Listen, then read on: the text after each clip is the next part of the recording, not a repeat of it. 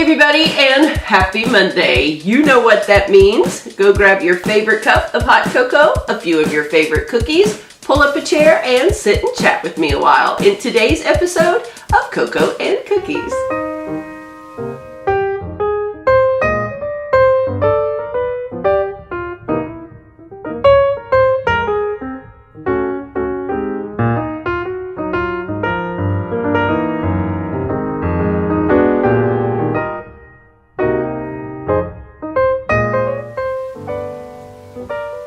Well, happy Monday morning, you guys. It is a rough one here.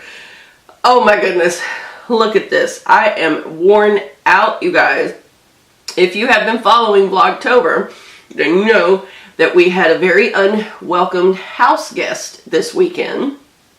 And as a matter of fact, he kind of kicked us out of our own home for a few days. And so we are trying to recuperate. You guys know how busy Sundays are. So a busy Sunday after a weekend of Matthew. Yeah, I'm definitely feeling it today. My goodness.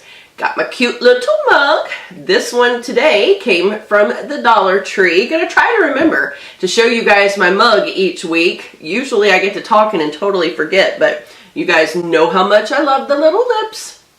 And whenever I saw this one there, I thought it was so adorable. Very, very cute. Got hot cocoa in here from the Dollar Tree. I had shown you guys this in a haul. Don't know if it was last week or the week before, but we found some of the ones that actually go in your Keurig machine. So I thought, well, what better way to test it out than with all of you guys on Cocoa and Cookies. It is actually pretty good. It tastes very similar to Swiss Miss. If you guys have ever had Swiss Miss hot cocoa, then that's what it tastes like. Not as creamy as what I usually like, but you can always add some cream or regular milk, whatever you like to add to it after it cooks up in there, if you wanted to do that. So pretty good, have to say, for 25 cents a cup, and the convenience of throwing it in that Keurig machine and not having to drag all your supplies out to cook it on the stove would definitely be a great option for you on occasion if you just wanted a really quick hot chocolate. So I give that one a thumbs up for sure. All right, so you guys tell me, how's your weekend been? I know several of you guys also had to deal with Matthew this weekend. There are several of you who are down here in Florida, but there are also several of you who were up in the Carolinas as well. And I think that I had even seen a comment or two from a few of you in Georgia. So you guys let me know, how did the storm affect all of you? I know by the time that it got up that high, the wind started decreasing dramatically fast and had dropped down to like 75 miles per hour, which is still a hurricane. That's still no joke of a storm. But fortunately for you guys, it had definitely slowed down quite a bit by the time it got there. But I believe one of the reports that I had heard was that there were a few more tornadoes that came on shore for all of you up there. So let me know down below. Please tell me how you guys fared, how your homes are, your property, and all that kind of stuff. I watched Lee's video yesterday from Keeping It Real, and your property is beautiful, my friend. Oh, wow, that little creek back there. And when you were talking about the beaver dams, I thought, oh, that would be so fun to be able to live in an area like that. So peaceful looking it was. I'm going to have her video linked for you guys down below so you can go check out that property they have and just how beautiful. But I was very happy to see that they didn't have hardly any damage at all from the storm. So that was very good news. It did make their creek rise, but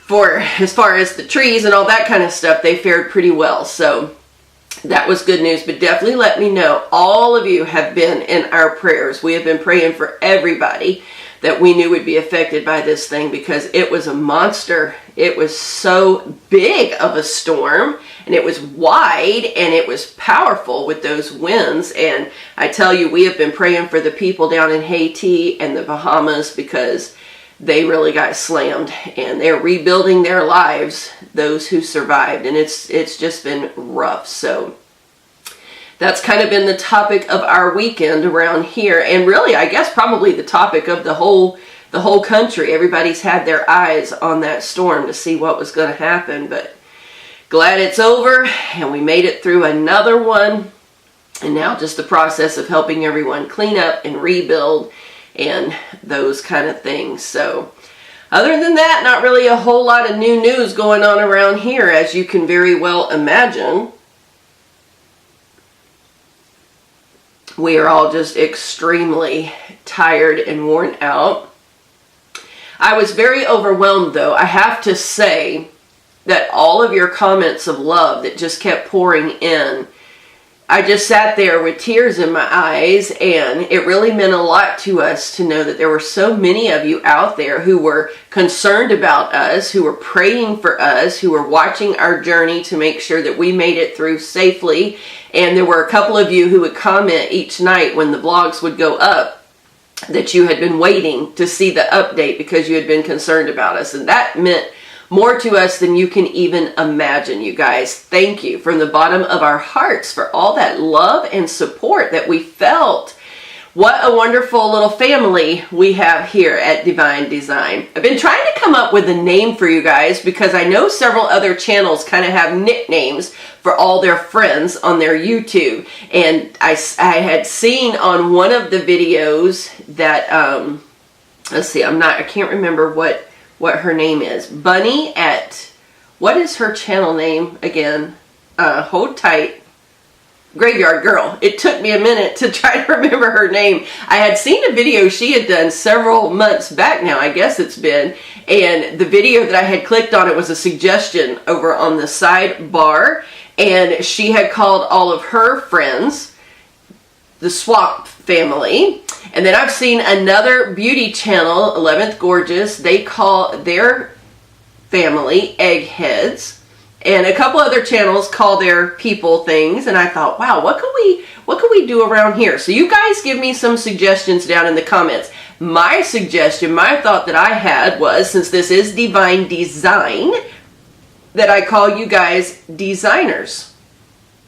Not necessarily a designer like a house designer, but designers with the Z for DeeVine DeeZine. I thought that would be a fun little name for our little family. You guys let me know. Let me know your suggestions, or let me know if you like that one. And if you like that one, then that's what we'll go with, all my designers. I thought that would be a little fun for us to have a family name. But it has meant a lot to us, your support and hanging there waiting for us each evening to see the updates to make sure that we were okay. That really did mean a tremendous amount to us. Just to know that you would take some time out of your day to be concerned and to offer up prayers for us. That was very, very touching, and it helps you get through such a rough time. You know, I don't think that we realize how much stress, or at least for me, I don't, because I've always been one of those kind of people that handle an intense situation pretty hands-on, matter-of-factly during the event. But then it's like when the event is over and everything is kind of back to normal, then all of a sudden this wave of emotion just hits you, and it's like all of that stress that you really were under, you just didn't know it, kind of hits you in that moment when it's finally safe to express those emotions. If that kind of makes sense to all of you guys. It's like while you're in the middle of a crisis, it's not the time for a breakdown. It's not the time to be crying and worrying and that stuff. You just got to pull it together and get through to the other side. You've got to buckle down and do what you have to do to make it through. And then it's like afterwards, those emotions, the tears, the fear, the whatever emotions else can come, kind of all hit you at once. And it's like, relief, you're okay, relief, your home is okay, and all that stuff, and now it's okay, we can have a few minutes here to just let all those emotions flow. So it's kind of how it was for us when we came back home on Saturday afternoon. And it's still, up until the power came on, you're still a little tense, and you're still sitting on edge, not knowing how many days you're going to have to survive without your electric and your stove and all that kind of stuff. And as soon as that power came back on, I wish you guys could have been here, because me and the kids let out a huge holler. I am sure that all of the neighbors around us probably heard us cheering in here. Hubby was at work, so he didn't know the moment that it actually came back on. And we were cheering and just excited. And then it was like, okay, now we can breathe and let some of these emotion out. You kind of go into, I guess, I don't know if you would call it emergency mode or what. Your adrenaline just kicks in and you do what you got to do. I remember several years back, it was 1995, we had a tornado that had come through our town, and I was working at the power company back then, and we were all in the building, and all of a sudden things got so dark outside and our ears started popping, and we knew, okay, this is not the normal afternoon storm that we usually get here in Florida. This one's different. A few seconds later, the guy from the back, one of our customer service men, had come in the back door, and he starts yelling, "Get in the vault! Get in the vault! It's a tornado!" And so all of us girls go running into the vault. It was the safest place in the building. And in that moment, you just didn't know, okay, what's happening around you. We could hear somewhat of a howling, but not like what a lot of people describe as a tornado. I guess because the vault walls were so thick, you couldn't really hear it, which was probably a good thing. It would have been so much scarier. But some of the ladies were crying, you know, and just kind of reacting in a hysteria. And I'm the one that was trying to keep everybody together. We come out of the vault whenever it passed. The roof had been ripped off the building. Wires were hanging down. Thank God we were all okay. None of us got hurt. But the building was in much, much damage. So I am immediately on the phone trying to get in touch with my parents who didn't live far away. I was trying to find my husband at the time. He worked for the city police instead of the sheriff's department, and he worked on the bicycles. He was on bike patrol, and I knew that he had been outside on a bicycle when this storm came rolling through, and this tornado just barreled through town. Miles and miles of damage this tornado left. And I couldn't get a hold of him. I couldn't get a hold of my parents right away because, of course, phone lines were torn down. And still, you know, you're just focused. Like, it's still just the panic and all that of the situation didn't hit me, because I'm the type that I'm going to make sure everybody's okay and keep some semblance of order. And still just sitting there waiting on phone calls and trying to make sure that everybody's okay, start the cleanup a little bit around us so that we're safe and there's no live power lines that are popping through the building. And a few minutes later, my husband walked in the front door, he and his buddy, and immediately when I saw him, I mean, it was like the minute I saw him, just flood of emotion, and I started crying. And you know, it's kind of like you hold it together while the crisis is there because you just got to make it through. But it's like then when you know you're okay, it's like, I can let it go. And that's kind of how it was Saturday when we came home. Just the stress of worrying and not knowing how bad it's going to be, and, you know, all that kind of stuff. Having to leave your home, not knowing what you'll come back to, and all that kind of stuff. So it's been an emotional weekend. It's been a busy weekend. You get no sleep on those little cots that they provided for us. Oh. And just, you know how it is. If you went through the storm with us this week, then you guys know. But at any rate, I want to thank you from the bottom of my heart for your love and concern. Thank you for hanging in there with us and all those prayers that you sent up. And it is time to get back to normal. So I'm going to finish my cup of hot cocoa here, and then I'm about to start getting all of my outfits ready, because you know Mondays are the day that I film all the devotions for the second channel. And so I have to get all of my mojo in gear here so that I can do about 7 different outfits for you guys, 7 different devotionals, and get all those recorded and ready to throw up for you for the upcoming week. So thank you so much for sitting here this morning and having some cocoa and cookies with me. I appreciate you spending your time with me on Mondays, and we'll just have to hang tight and see what the rest of this week will bring. Thanks for tuning in, everybody. I'll see you soon in the next video.